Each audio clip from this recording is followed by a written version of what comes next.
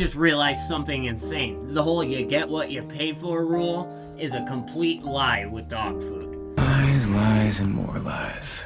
The entire industry is a massive scam controlled by just 6 companies. We all think that $90 premium bag of kibble is way better than that $35 store-bought bag. The hard truth is, a lot of them are made in the same exact factories using the same exact cheap ingredients. They're just slapped with a different label in a massive markup. But today, I'm breaking down just how the kibble industry tricks you, all the loopholes they use on their bags, and how you can upgrade your dog's bowls without going broke.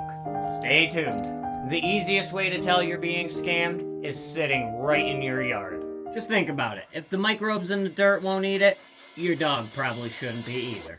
Come here. Let me show you what I mean. If you want the hard truth about your dog's expensive kibble, stop reading the bag and start looking at their poop. I have the perfect case study here in my house.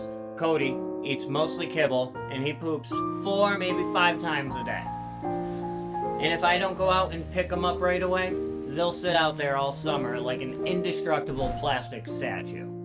And then we have Stewie, who's at his mom's right now, but he eats only Ollie, and he poops maybe twice a day, and his will break down within a week or 2. Here's the reality. If your dog's pooping massive piles 5 times a day, they are not absorbing their food. You're basically paying top dollar for cheap fillers like corn and soy, which their body just can't process. So what is actually causing this? You have to look at the biggest lie printed right on the front of your kibble bag.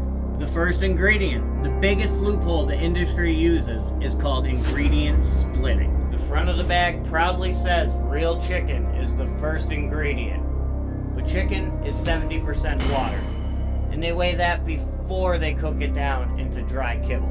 And once that water weight is cooked out, chicken falls way down that list. The actual first ingredient is usually just a cheap filler carb like corn, but they'll split it into 3 different names like corn, cornmeal, ground corn, corn bran, corn gluten. Catch my drift? This way they legally don't have to list it first. How grimy is that? Now let's talk about that meat. You're definitely not paying for premium meat. You're paying for premium marketing.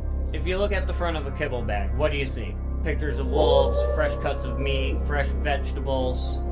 But what's actually inside that bag? They sure as heck aren't putting fresh human-grade steaks into your dog's dry food. They use something called meat meals or meat byproducts. These are leftover cuts that aren't fit for human consumption. And to make it shelf stable for 2+ years, they use a process called extrusion, which uses extremely high temperatures, and this kills off any of the natural nutrients that were in the food. Basically, by the end of the process, it's just a gray rock. So legally, they have to spray it with synthetic vitamins and minerals, and then they have to put an artificial flavoring on it just to convince your dog to eat it. You're buying the marketing, not the meat. But the good news is, you don't need to spend a fortune to fix this. Let me show you exactly how I upgrade the security team's bowls on a budget. You just need to know how to upgrade their bowl with a few simple ingredients. Step 1 is hydration. This is way more important than we think, because dry kibble sucks the moisture right out of your dog. That's why you're so thirsty all the time. By simply rehydrating with a dog-safe, onion-free bone broth, you're immediately aiding in their digestion and making the food 10 times more appetizing. Who wouldn't love it, right, Cody? You love it. Step 2, come here, is adding in bioavailable nutrients. This is just something as easy as like tossing in a raw egg, maybe some raw veggies, carrots, green beans. No onions, no garlic, please. Fish oil, cut up meats, chicken feet, chicken livers.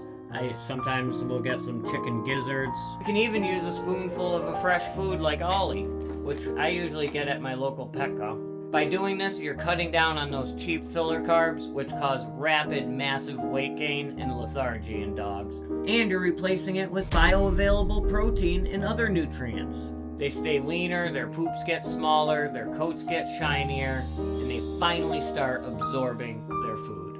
Stop paying for premium marketing and start making premium bowls. It takes 2 extra minutes a day, but the difference in your dog's health and lifespan is massive. If you want to see exactly how I prep these meals and what the security team eats every week, don't forget to hit that subscribe button, drop a like, and let me know in the comments what you're currently feeding your pups. Let's get them off this junk food. We'll see you in the next one.